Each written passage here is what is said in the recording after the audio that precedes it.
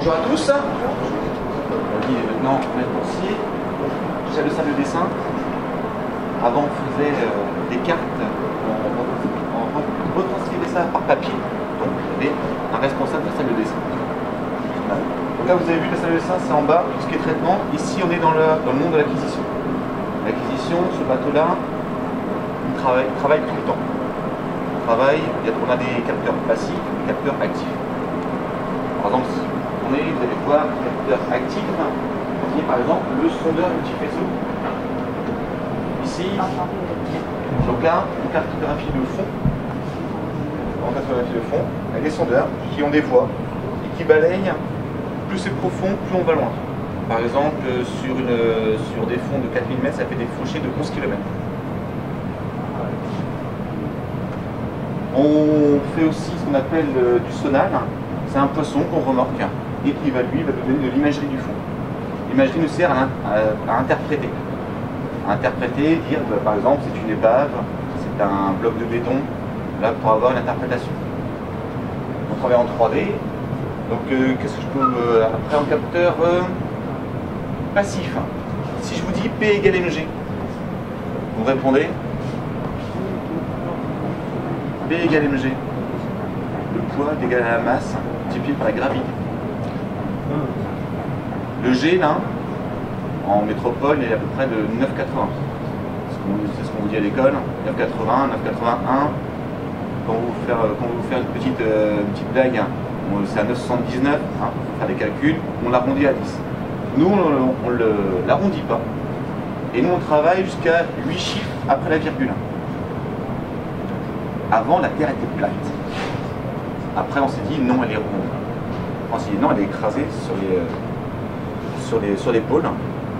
Et après, on s'est dit, c'est pas ça, on va trouver un modèle mathématique qu'on appelle un ellipsoïde de révolution, avec petit axe, grand axe. Et là, c'est ce qu'on appelle, c'est l'ellipsoïde qui nous sert pour calculer pour notre position. On appelle ça maintenant, c'est le WGS 84. Voilà, vous faites le satellite. Et maintenant, avec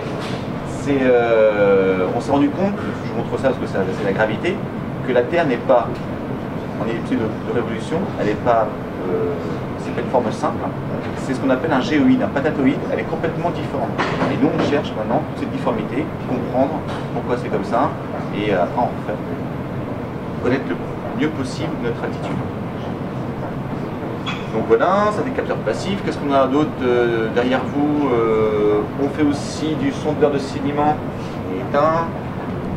On fait de la météo, des courants. Donc là, quand la personne est de quart, quand l'hydrographe est de quart, c'est son petit monde. Il doit avoir une dizaine d'éléments à gérer en même temps. Comment il faire ça? Le gars est tout seul. Ah, le gars est tout seul. Le gars est tout seul. En fait, il a une équipe de tout seul.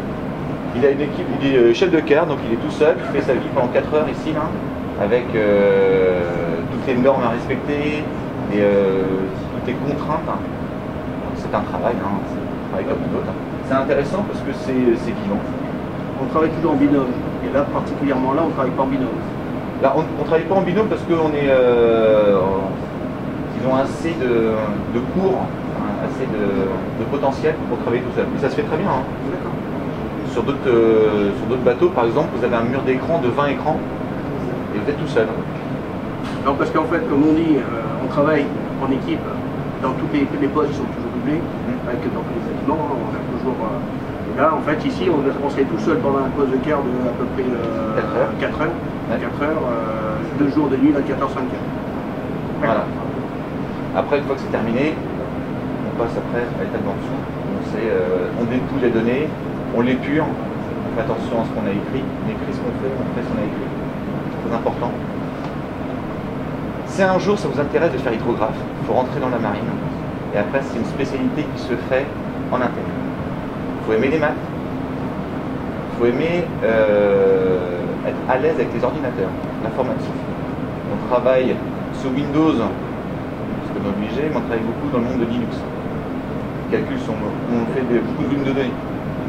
Les chantiers, ça va jusqu'à 3-6 milliards de sondes. Il faut qu'on les calcule. Et en même temps, l'hydrographe, qu'est-ce qu'il fait? Quand il n'est pas là, et qu'on est dans les mondes côtiers, on l'envoie en vedette faire la même chose. C'est un petit BHO et il part en vedette avec un manœuvrier, un mécanicien et lui tout seul. Et il fait ça en tout. Pourquoi on a un siège ici? Ici, ce siège-là, il sert pour... on a des éléments là, des éléments de contrôle. Voilà, c'était notre barre anti-roulis. Ça a été fait comme ça à la construction pour pouvoir travailler.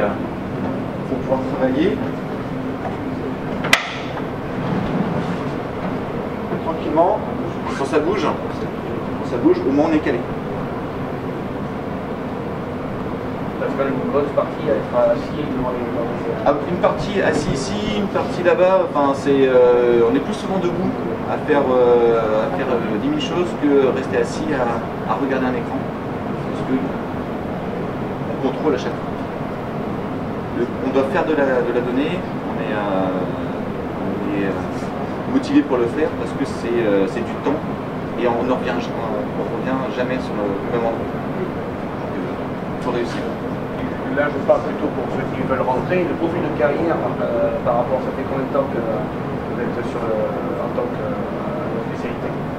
Là, ça fait... Vous êtes rentré comment? Je suis rentré dans la marine il y a 20 ans. Et après, j'ai fait 10 ans de spécialité, mais de manœuvrier de fusil marin. Et après, ça fait 10 ans que je suis hydrographe. 10 ans d'hydrographie. Fusil marin, et après, on est allé sur hydrographe. Donc ça, c'est intéressant à le savoir parce que... Vous pouvez, si vous rentrez dans la marine, vous pouvez changer de spécialité et évoluer parce que c'est... Est-ce qu'on peut rentrer directement en tant qu'hydrographe? Non. L'hydrographie est un poste en interne. C'est une sélection et une sélection en interne avec des tests et de motivation. Enfin, ça veut dire que je peux être mécanicien, électricien, je peux être détecteur et en fait fusil marin et j'ai envie de faire l'hydrographe, je donne ma volontariat. Voilà, on fait des appels d'offres, on les appelle à candidature, c'est des choses à remplir, voilà, on travaille sur le dossier et après on est pris, on est parti pour 2 ans de cours. 2 ans de cours et après on se retrouve ici. Donc DS. Directement BS. Comme les Doraemon. Voilà. Voilà notre univers. Là, on n'a pas mis, je vais vous donner des planches explicatives en grandeur nature, mais c'est un travail qui est franchement prenant et intéressant. On travaille beaucoup avec les scientifiques qui, eux, viennent pour des campagnes et ils nous apportent leur envie de travailler, leur envie d'avoir de la donnée. Ils viennent pour des phénomènes, pour beaucoup de choses, et on leur fait ça.